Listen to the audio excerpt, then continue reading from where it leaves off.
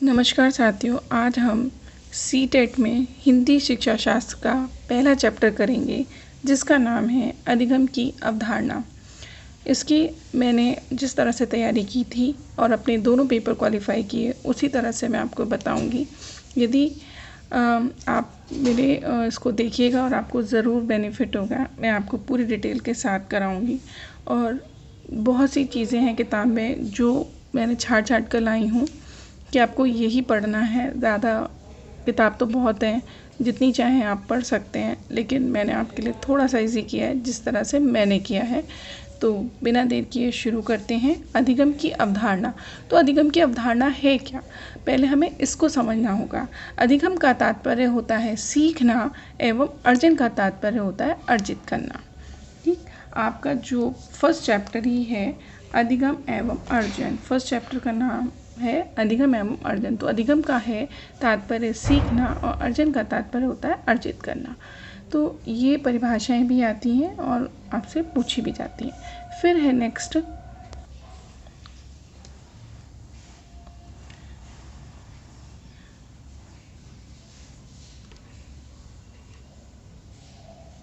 फिर यदि बात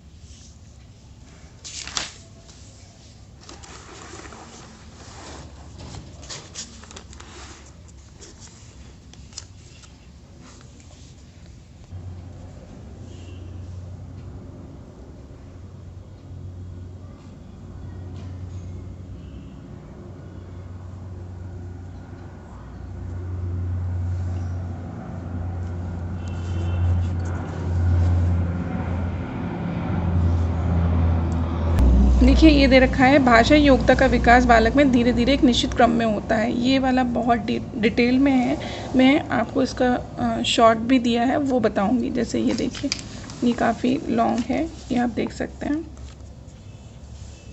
ये तो इतना याद करने की ज़रूरत नहीं, इसे मैं शॉर्ट में बता दूंगी।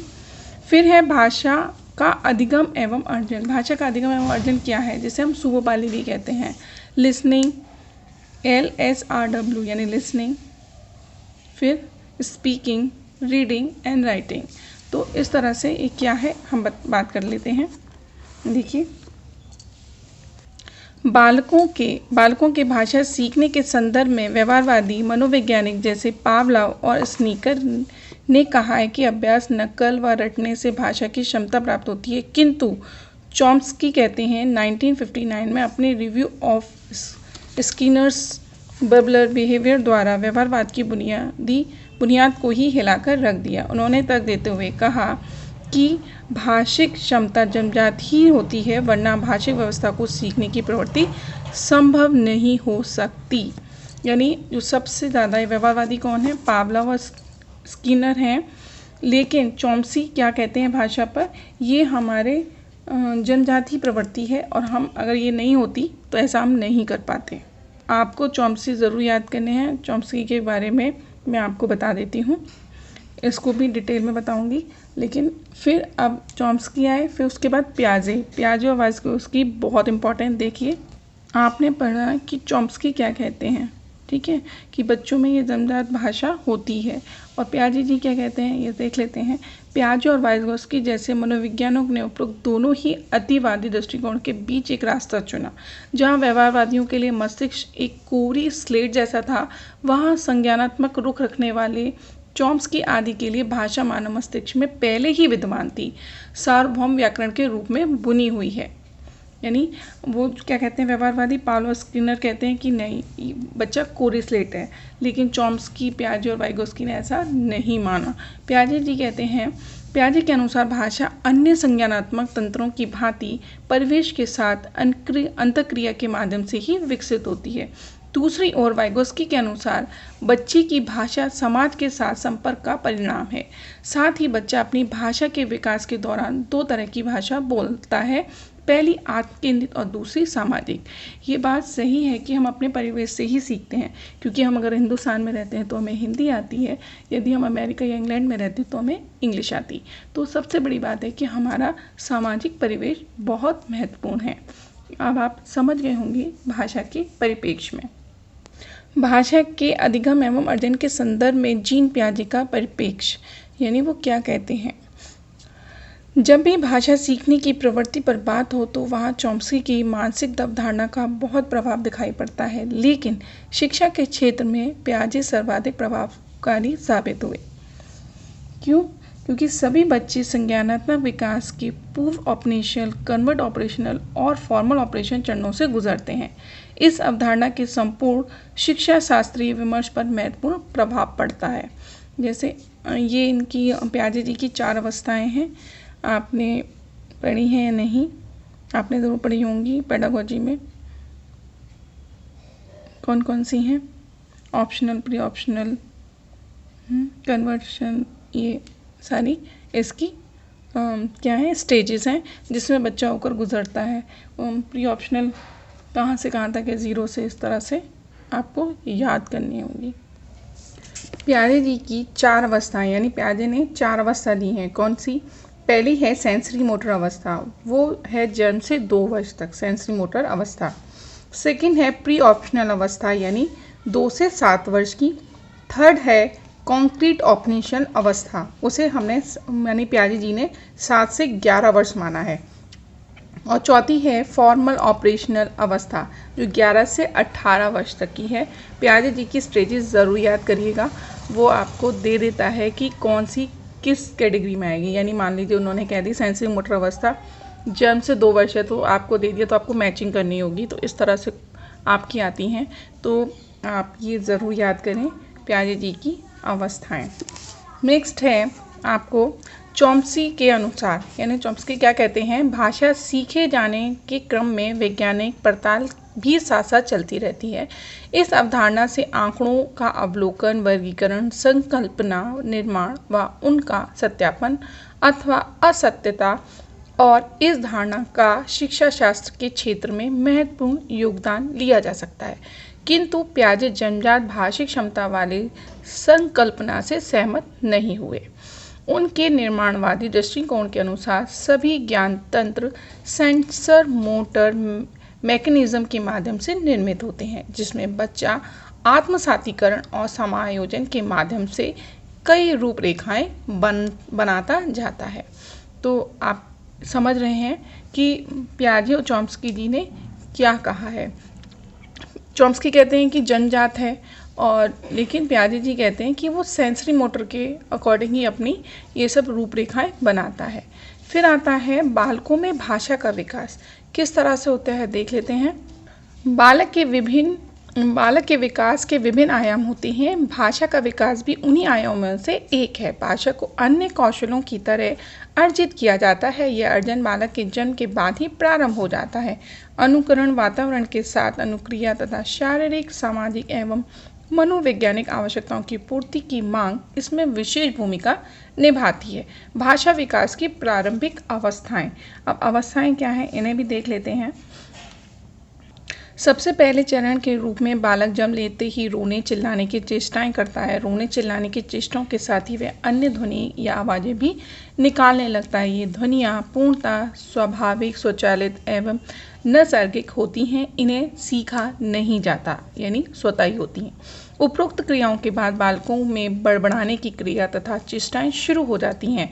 इस बड़बड़ाने के माध्यम से बालक स्वर तथा व्यंजन ध्वनियों के अभ्यास का अवसर कर पाते हैं। वे कुछ भी दूसरों से सुनते तथा जैसा उनकी समझ में आता उसी रूप में वे उन्हीं ध्वनियों को किसी न किसी रूप में दोहराते हैं। इनके द्वारा स्वर जैसे आ, ई, उ, ए इत्यादि को व्यंजनों त, म, न, क इत्यादि से पहले उच्चारित किया जाता है। जैसे बच्चा तो ममलिंग करता है ना, म, ता, फ इस तरह से करता है, तो बच्चा जो ध्वनि निकालता है वही उसकी क्या है, भाषा है।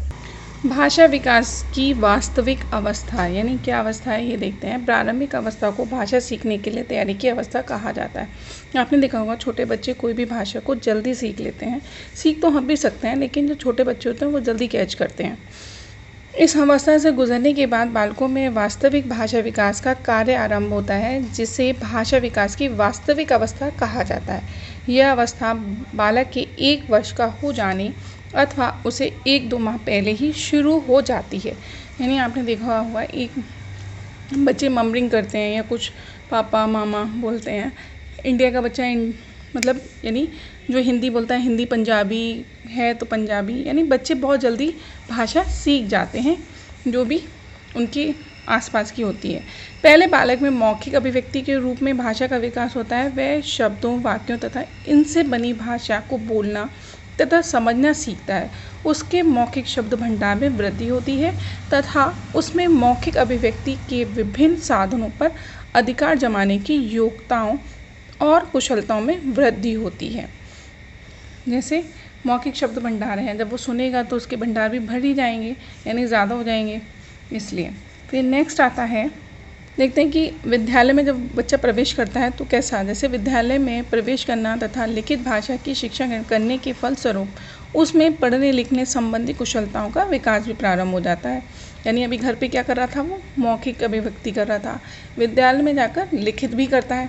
फिर इस तरह भाषा के मौखिक एवं लिखित रूपों में संबंधित विभिन्न कौशलों के अर्जन तथा विकास में धीरे धीरे उसके कदम बढ़ते जाते हैं और वह भाषा को विचार विनिमय का साधन ही नहीं बल्कि ज्ञान प्राप्त करने तथा शिक्षा ग्रहण करने का माध्यम बनाकर अपना सर्वांगीण विकास करने में पूरी तरह समर्थ हो जाता है। भाषा के सीखने के क्रम में बालक में सबसे पहले मौखिक शब्दावली का विकास होता है, यानी उसने बोलना सीखा, उसके बाद ही वो लिखेगा ना, उसके बाद उसमें मौखिक अभिव्यक्ति का, वाक शक्ति का विकास होता है। इसके बाद उसमें पढ़ने संबंधी योग्यता का, अभिव्यक्ति का विकास होता है। और मैंने आपको बताया भी था कि आपसे अगर क्रम में आए, यानी भाषा किस क्रम में चलती है, तो आप एक याद कर लीजिए, सु बो पाली, सु बो पाली, इस तरह से आपका रहेगा पैटर्न, सुनना, बोलना, पढ़ना, फिर लिखना। ठीक, अब आते हैं शब्द भंडार का विकास, यानी डेवलपमेंट ऑफ द वोकैबुलरी का कैसे होता है। बालक के भाषा विकास में उस भाषा से संबंधित शब्द तथा उनके भंडार का बड़ा ही महत्वपूर्ण योगदान होता है। किसका? उनके भंडार का, यानी शब्द भंडारों का। शब्दों से ही आगे जाकर वाक्य बनते हैं और वाक्यों से भाषा उस रूप का निर्माण होता है जिसे विचार तथा भावों के संप्रेषण और विनिमय के कारण ये काम में लाया जाता है। मनोवैज्ञानिक ने अपने प्रयोगों के आधार पर जो आंकड़े प्रस्तुत किए हैं उनके आधार पर बनी है निम्नलिखित सारणी, जो हम देख लेते हैं। जैसे देखिए, ये आप सारणी देख सकते हैं, ये देखिए, बालकों की आयु, बालकों का शब्द भंडार, ये कई बार आता है कि इतने वर्ष की अवस्था में बच्चा कितने शब्द भंडार होते हैं उसके, तो ये आप चाहें तो नोट डाउन कर लें और मैं आगे चलकर अपने हैंड रिटन नोट भी आपको दे दूँगी, बता दूँगी कि इस तरह से आप तैयार कर लें। आप देखिए, ये है बालकों की आयु, बालकों का शब्द भंडार कितना रहता है। जन्म से 8 माह तक 0, 9 से 12 माह तक 3 से 4 शब्द, 1.5 वर्ष तक 10 से 12, 2 वर्ष तक 272 शब्द, 2.5 वर्ष तक आते आते 450 हो जाते, 3 वर्ष तक 1000 शब्द, 3.5 वर्ष तक 1250 शब्द, 4 वर्ष तक 1600 शब्द, 5 वर्ष तक 2100 शब्द और 11 वर्ष की अवस्था में 50,000 शब्द और 14 वर्ष की अवस्था में क्या हो जाता है 80,000 शब्द। 16 वर्ष तक से आगे में 1 लाख से अधिक शब्द बालक बोल लेता है या उसका शब्द भंडार हो जाता है। अब ये आपका चैप्टर ख़त्म हो गया है। अब मैं इसके प्रश्न उत्तर करा देती हूँ, तो आप देख लीजिए, आपको काफ़ी हेल्प हो जाएगी। सुरेखा जब तक बच्चों के साथ बातचीत करती रहती है, वह क्या कर रही है? बच्चों को भाषा अर्जित करने के लिए परिवेश दे रही है। यानी जब आप किसी से ज़्यादा इंटरेक्शन करते हैं तो आपकी भाषा ही ज़्यादा सुधरती है। नेक्स्ट है सुमन बचपन से ही गुजराती बोल समझ लेती है, वह कभी कभी विद्यालय नहीं जाती, यह उदाहरण है। 4 है भाषा अर्जन का उदाहरण है, यानी बोल समझ लेती है तो उसने गुजराती भाषा क्या कर ली है, अर्जित कर ली है, एक्वायर कर ली है। नेक्स्ट है भाषा अर्जन और भाषा अधिगम में महत्वपूर्ण अंतर है। सेकंड ऑप्शन है भाषा सीखने सिखाने की पद्धति में। चौथा है भाषा अर्जन में महत्वपूर्ण है। फोर्थ का फर्स्ट आंसर यानी 1 भाषा के विभिन्न रूपों का प्रयोग। भाषा अर्जन में महत्वपूर्ण क्या है, भाषा के विभिन्न रूपों का प्रयोग हो। नेक्स्ट है बच्चे अपने परिवेश से स्वयं भाषा अर्जित करते हैं, इसका एक निहितार्थ यह है, यानी क्या मतलब है। थर्ड है बच्चों को समृद्धि वार्षिक परिवेश उपलब्ध कराया जाए। स्वयं तभी कर पाएंगे जब उनको ऐसा एनवायरनमेंट मिलेगा, उनके परिवेश यानी एनवायरनमेंट ऐसा मिलेगा जहाँ पर अच्छी भाषा बोली जाती हो। अच्छी से मतलब सही शब्दों का उच्चारण, या अगर जैसा भी होगा तो वो वैसे ही सीखेगा, तो अच्छी भाषा का प्रयोग हो। अर्थ की गहनता को समझने में कौन सी पद्धति सर्वाधिक रूप से सहायक है? तो मौन पठन जो है अर्थ की गहनता में सहायक है। नेक्स्ट है, शब्दों के अर्थ स्पष्ट करने की अपेक्षा ज़्यादा बेहतर होता है क्या? वाक्य प्रयोग द्वारा बच्चों को अर्थ का अनुमान लगाने का अवसर देना है। यानी जब हम उन्हें अवसर देते हैं इस तरह की चीज़ों का, तो उनका जो ब्रेन है वो एक्टिवेट होता है, यानी उनको हेल्प होती है अपने विचार अभिव्यक्त करने में। भाषा तब सबसे सहज और प्रभावी रूप से सीखी जाती है जब, option third is the right answer, भाषा प्रयोग की दक्षता प्रमुख उद्देश्य से हो। तभी वो प्रभावी ढंग से सीखी जाएगी जब उसका कोई उद्देश्य हो। भाषा अर्जन क्या है? प्रयासपूर्ण होता है। भाषा आप तभी अर्जन कर पाएंगे जब आप उसका प्रयास करेंगे, प्रैक्टिस करेंगे। नेक्स्ट है, भाषा अर्जन के संबंध में कौन सा कथन उचित नहीं है? तो आपको नहीं बताना है। तो भाषा के नियम सीखे जाते हैं, ऐसा होता है नहीं, तो यही उचित नहीं है। फिर है, बच्चे विद्यालय आने से पहले क्या होते हैं? बच्चे विद्यालय आने से पहले कोरी स्लेट होते हैं, नहीं। तो आपको ऑप्शन बी है यानी सेकंड है, अपनी भाषा की नियमबद्ध व्यवस्था की व्यवहारिक कुशलता के साथ होते हैं। यानी जो भी उन्हें आता है वही वो आने से पहले होते हैं। भाषा सीखने के लिए कौन सा कारक सर्वाधिक महत्वपूर्ण है? कौन सा कारक महत्वपूर्ण है सबसे ज़्यादा? बताइए। समृद्धिक भाषिक वातावरण, यानी आपको जो हेल्दी एनवायरनमेंट मिलेगा वही आपके लिए सबसे महत्वपूर्ण होगा। ना तो उसके प्रश्न उत्तर, ना व्याकरण, ऐसा कुछ नहीं होता। भाषा सीखने के लिए आपको परिवेश की आवश्यकता होती है, यानी समृद्ध भाषिक वातावरण की आवश्यकता होती है। नेक्स्ट है आपका, भाषा अर्जन और भाषा अधिगम के संदर्भ में कौन सा कथन सही नहीं है? फिर नहीं पूछ रहा है, तो नहीं क्या नहीं है? भाषा अधिगम में कभी भी अनुवाद का सहारा नहीं लिया जाता। यदि आप अंग्रेजी सीख रहे हैं और आप चाह रहे हैं कि हम अनुवाद कर करके सीख लें, तो ऐसा नहीं है। अनुवाद करके ज़्यादा भाषा नहीं सीखी जाती, तो यही सही नहीं है। बाकी के सब सही हैं। सांस्कृतिक विभिन्नता भाषा अर्जन और अधिगम को प्रभावित करने वाला महत्वपूर्ण कारक है। भाषा अर्जन में विभिन्न संकल्पनाएं मातृभाषा से बनती हैं और भाषा अर्जन सहज और स्वाभाविक होता है, जबकि भाषा अधिगम प्रयासपूर्ण होता है। तो यही हमारे सब सही हैं, लेकिन जो थर्ड आंसर है वो गलत है, तो यही हमारा आंसर है। तो आपको कैसी लगी आप ज़रूर बताइएगा। आपका बहुत बहुत धन्यवाद। नमस्कार।